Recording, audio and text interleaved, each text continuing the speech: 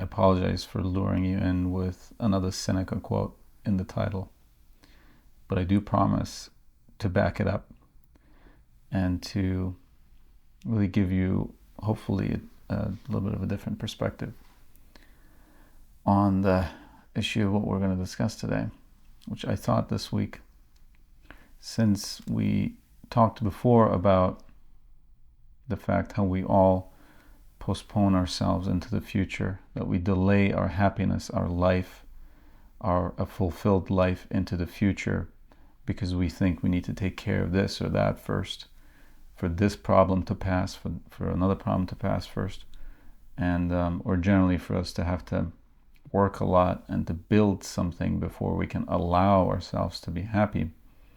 I thought this week we would talk about how to live in the moment and how to stop thinking, fixating, focusing so much on the future and really delaying everything that we've always ever wanted from life, always delaying it into the future. And to start off, what better than to utilize one of Marcus Aurelius's ideas and quotes, which is, he says something along the lines of,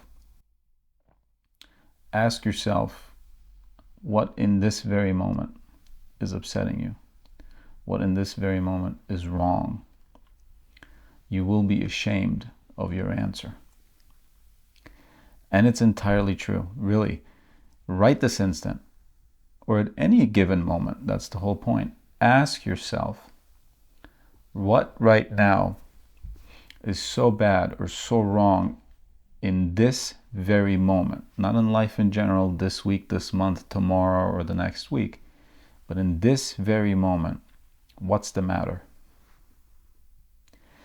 And you might be too embarrassed to even give yourself an answer on that. But if you're not, you might say something along the lines of, I have an issue at work right now. I really need my boss to like me so that I can get this or that, or just to even be able to continue to work there.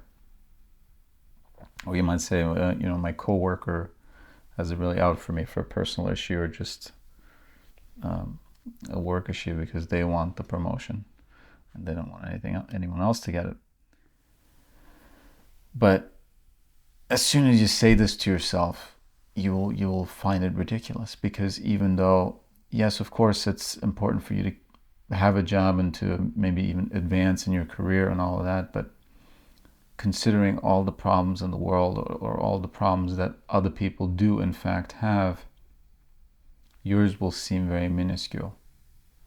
And fact of the matter is, even if it doesn't seem that small to you, and even if you still think it's a very big deal, the fact is, it really truly is not happening in this very moment. You might be worried about something that you might find the result out of in a week, in a month, in a year. But whatever problem there might be in the future, you will come to it if you have to. But right now, in this moment, it's not happening.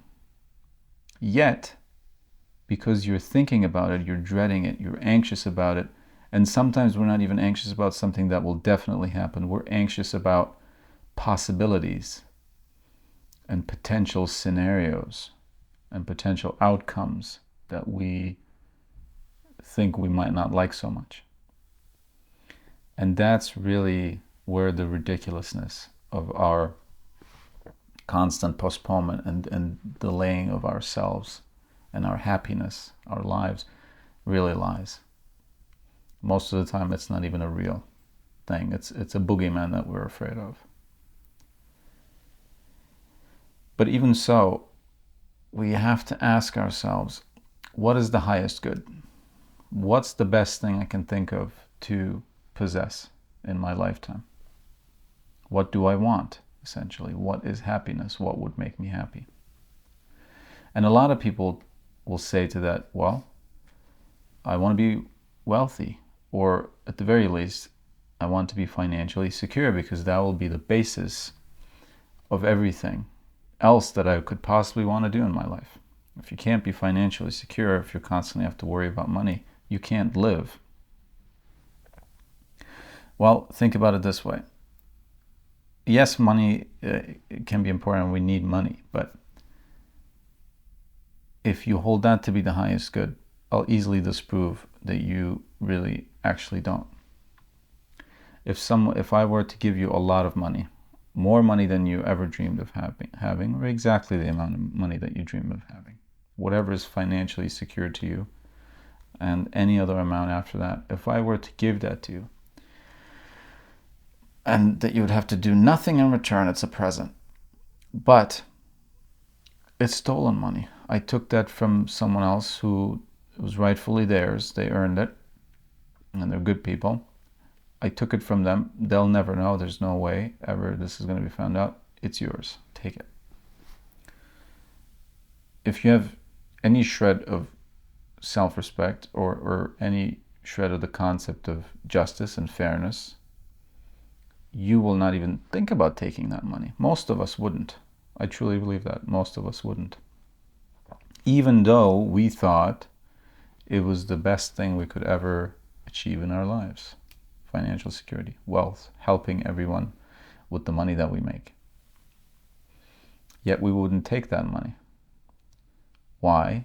Clearly, we hold something other than money, other than wealth and everything that comes with it, in a higher regard.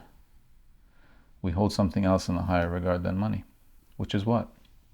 Clearly, fairness, justice, honesty, and in many ways, kindness. We hold in much higher regard than money. Otherwise, we would take money in many different ways. We would have a much easier time making money if we didn't hold to these principles. In some way, or shape, or form. You might not think that you're perfect, but you certainly, like in the scenario I laid out to you, you would not take that money. So isn't it funny that there's even something higher than the highest good, and no one needs to give it to us.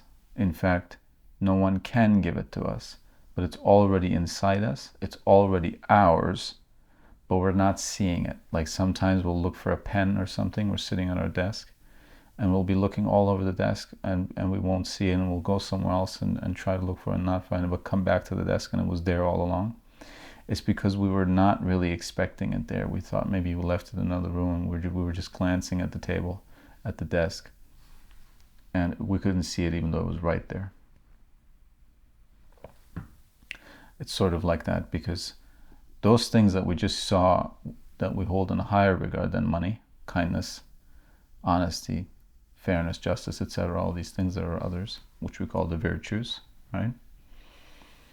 Those things are already within us, they're already ours. No one can take them away from us. No one can give them to us. If you decide to be kind today, you are kind today and from now on. No one can force you to stop being kind.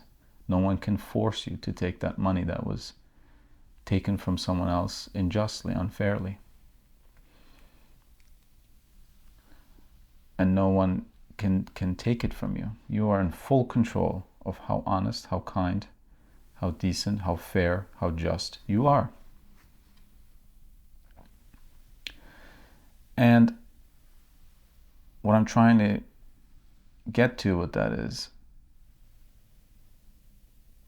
if these things are our highest good, and possessing the highest good is what makes us happy, and these things that really are the highest good are within us, at any time ours, and cannot be taken away, well then time stops. Because we really achieved what we really wanted. We can be as just and as fair and as honest and as kind as we want to be, and we will be in full control of that. Meaning, we'll be in full control of the highest good, of the truly highest good. Meaning, we will be in full control of our own happiness. And once you reach happiness, time stops. Why? Because before, happiness was in the future. Happiness was blocked by something now, which needed to be overcome, so then in the future we could have it.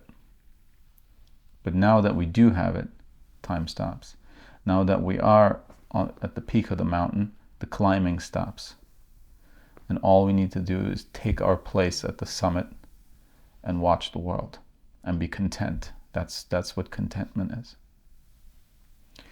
So the easy, amazing, simple fact to realize is that we can have happiness, that we can have the good things as soon as we understand them, as soon as we know that the virtues, what we might call the virtues, such as honesty and justice,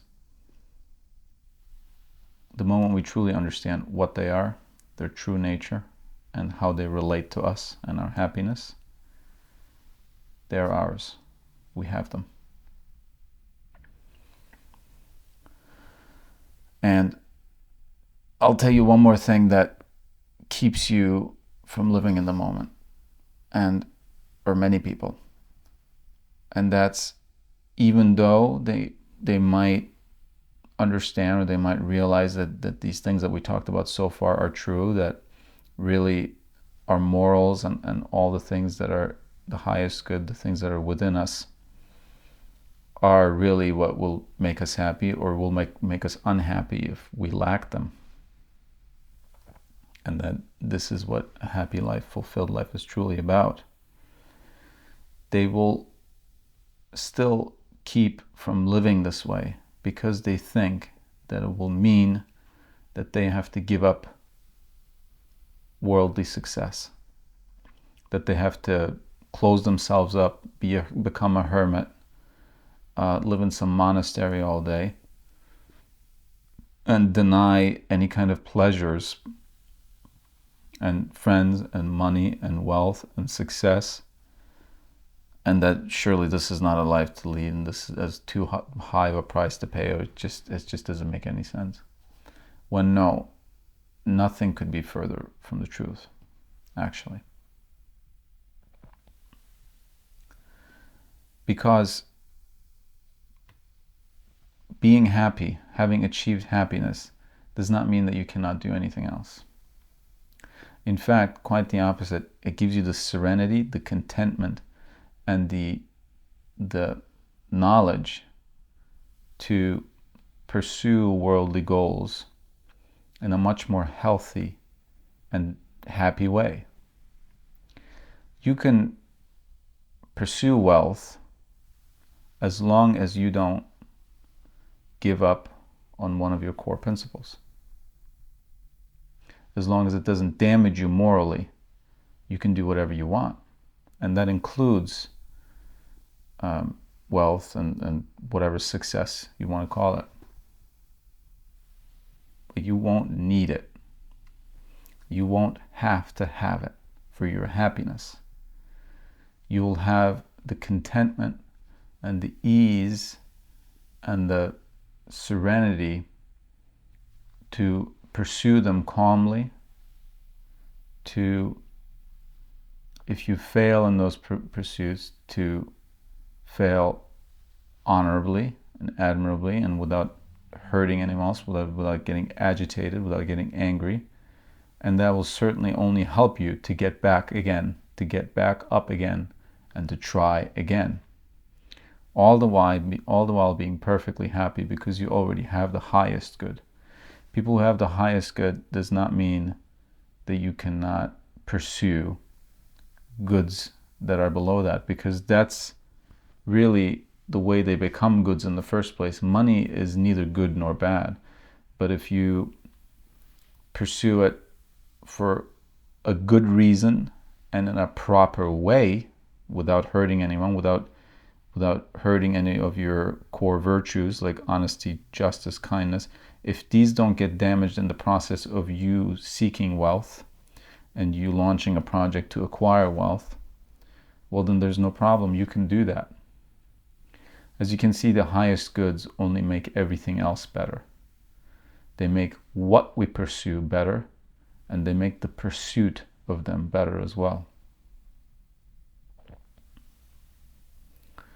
So once you understand what the highest good is, you will possess the highest good. Once you possess the highest good, you will possess happiness.